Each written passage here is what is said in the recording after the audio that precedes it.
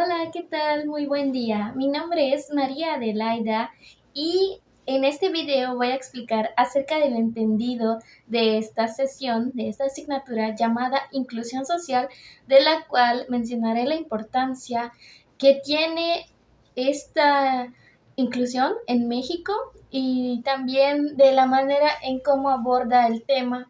En eso consiste mi explicación, de la cual comenzaré. Y bueno, para comenzar, la inclusión social tenemos que tener en claro que es el proceso que busca que todas las personas, sin importar su condición, al igual que sin importar que tengan ciertos gustos o costumbres, ellos tengan la misma oportunidad que cada uno de nosotros debe de tener en la sociedad, al igual de la participación. No solo es integrar, es eliminar las barreras que impiden que alguien ejerza sus derechos. Por ejemplo, que una escuela tenga rampa no es integración, es inclusión, porque quita la barrera del que el alumno no puede acceder conforme a la discapacidad que éste tiene. También quiero mencionar que dentro de este tema, inclusión social, existen esos grupos que realmente son más propensos a tener cierta exclusión, porque es lo contrario a la inclusión, de los cuales son los grupos vulnerables. Estos grupos son muy conocidos y de eso hablaré a continuación. Bueno, les hablaré de los grupos vulnerables. Estos pueden ser las personas con discapacidad, al igual que las tribus urbanas, los niños en situación de calle, la población indígena y también los inmigrantes, que de otro país son diferentes de gustos o apariencias. Puede generar una controversia de que realmente está bien o está mal. Todos podemos ser parte de un grupo vulnerable, porque en esta sociedad siempre hay que tener en claro que la inclusión es tener en cuenta que todos somos partícipes de la sociedad y que no podemos excluir a una persona simplemente por el físico, por el gusto o por el simple hecho de ser diferente. Hay que tener cierta consideración, porque también nosotros partimos de una idea y cada persona es única.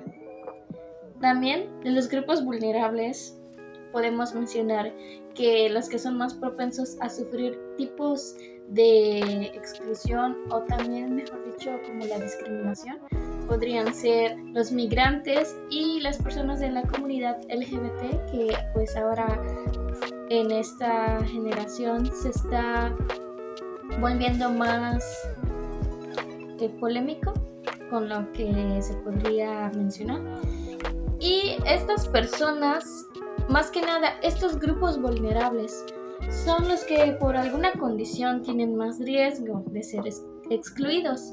En México, la ley reconoce estos grupos vulnerables, de lo cual se van haciendo más organizaciones para que todos no sufran de discriminación o una exclusión dentro de la sociedad. Sabemos que nosotros estamos en constante movimiento, en constante socialización, como se podría decir.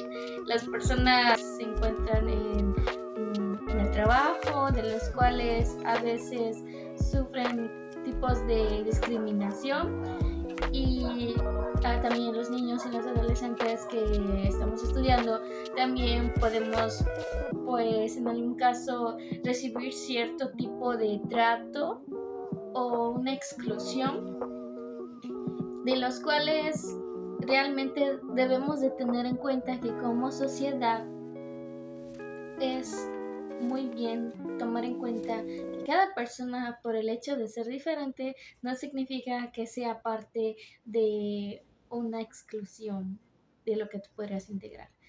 Cada persona merece una participación dentro de la sociedad, al igual que nosotros mismos, porque nosotros somos seres humanos pertenecientes a un país que es México, y debemos de consolidarnos porque nosotros representamos a nuestro país, que al fin y al cabo pues somos una sola región, una sola humanidad, de las cuales tenemos que estar dentro de la inclusión social y apoyar la inclusión social con las organizaciones que el gobierno cada vez está ejecutando por las nuevas generaciones.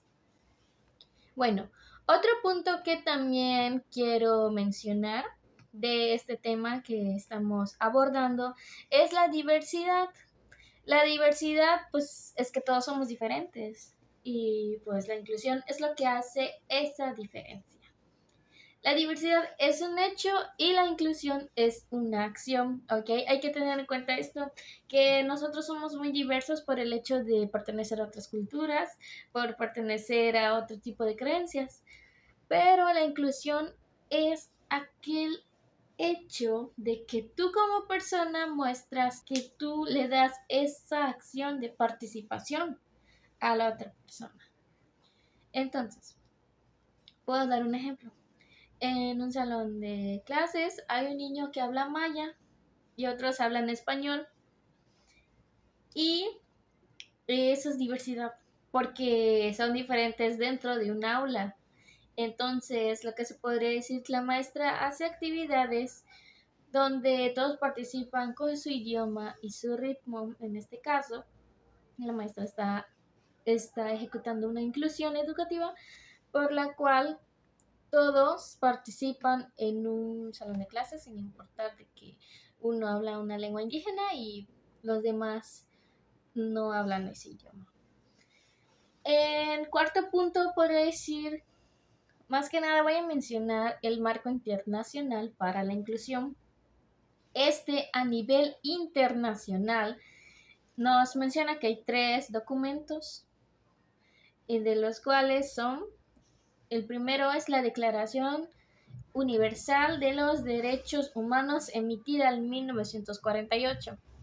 El segundo es la Convención sobre los Derechos de las Personas con Discapacidad de la ONU en el 2006. Y la tercera es la Agenda 2030, su objetivo 4, que dice educación inclusiva y de calidad para todos. Hay que tener en cuenta que estos marcos internacionales están emitidas por los gobiernos que ustedes como conocen, la Organización de las Naciones Unidas, hacen su reunión de donde todos los presidentes de todos los países se juntan para ponerse de acuerdo de un marco internacional, porque al fin y al cabo, vayamos a otro país, seguimos siendo personas con gustos y con derechos como humanos. Entonces, estos 3 marcos nos mencionan que hay que tener en cuenta la inclusión para eliminar, en todo caso, la mayormente de los porcentajes, la discriminación por parte de personas pertenecientes a un grupo vulnerable de la sociedad. Y bueno, el último punto que quiero mencionar es de las políticas para la inclusión en México. En este sí, quiero mencionar que en el artículo 1 de la Constitución, al igual que el artículo 3, nos dice que se prohíbe la discriminación y dice que la educación debe ser inclusiva. Es decir, que más que nada como docentes tenemos que tener esa integridad, ese ejemplo a nuestros alumnos, que por más diferentes que uno perciba a una persona, un compañero, siempre es partícipe de la sociedad, porque nosotros tengamos diferentes color de piel, gustos, razones, idiomas, acentos, pertenecemos a una sola raza, que es la humanidad, la del ser humano. Entonces, la inclusión dentro de la educación es el primer punto que nos menciona la inclusión en México, dentro de las políticas. Por segundo, la Ley General para la Inclusión de las Personas con Discapacidad. En esta ya entra lo que viene siendo las personas con discapacidad. Hay que tener en cuenta que la discapacidad no solo es física, también hay intelectuales, auditivas, visuales, entre otros. Después de ese punto nos menciona que el CONAPRED, que previene la discriminación. Y también la nueva escuela mexicana pone la inclusión como eje central. Ahora tenemos que tener en cuenta que en este año, en estos últimos años, por el nuevo gobierno y por todos los movimientos nuevos que se hacen en México, la nueva escuela mexicana ahora quiere integrar, y eso está muy bien, está muy perfecto, que esté muy importante como eje central la inclusión. ¿Por qué? Porque cada vez nosotros como mexicanos debemos de consolidarnos y dar participación a nuestra ciudadanía. En el último punto, que es así, es importante, es los ámbitos de inclusión social. Se da en varios ámbitos, quiero mencionar. Está en lo educativo, en lo laboral, también está en lo cultural, en lo artístico y en lo deportivo. Ya mencioné sobre lo educativo. Ahora también en lo laboral. Nosotros nos enfocamos en postularnos en varios empleos, de los cuales sí o sí tenemos compañeros de trabajo. Bueno, a menos que sea otro tipo de trabajo. Pero mayormente el 80% de los trabajos, pues, es de equipo. Dentro de un ámbito laboral podemos padecer cierta exclusión por razones que yo no hablo ese idioma, que soy extranjera, y pues no debe ser así, porque también la inclusión social entra en el ámbito laboral, no solo en el educativo, como había mencionado como el ejemplo de la escuela, también en lo laboral y también en lo cultural. ¿A qué va? A que nosotros como personas también en nuestras culturas también tenemos que tener cierta inclusión. Y también, como mencioné, el ámbito artístico, de los cuales muchos jóvenes nos expresamos con el arte, la pintura, y para concluir, el ámbito deportivo, de los cuales mayormente es integrar a la persona y nada de exclusión, porque eso no fluye una buena sociedad. Fomentando la inclusión es mejor convivir en el deporte. Y bueno, esos son los ámbitos y ya estoy por terminar.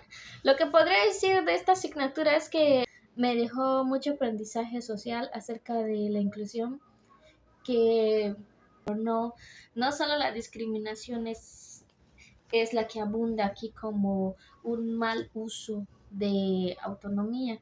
La inclusión en eso consiste, en que cada persona incluya, sea partícipe, al igual que dé a participar a otras personas, eliminando la exclusión. Siempre tenemos que tener esa actitud de inclusión, de consideración a todas las personas, porque en algún momento nosotros podemos ser parte de un grupo vulnerable.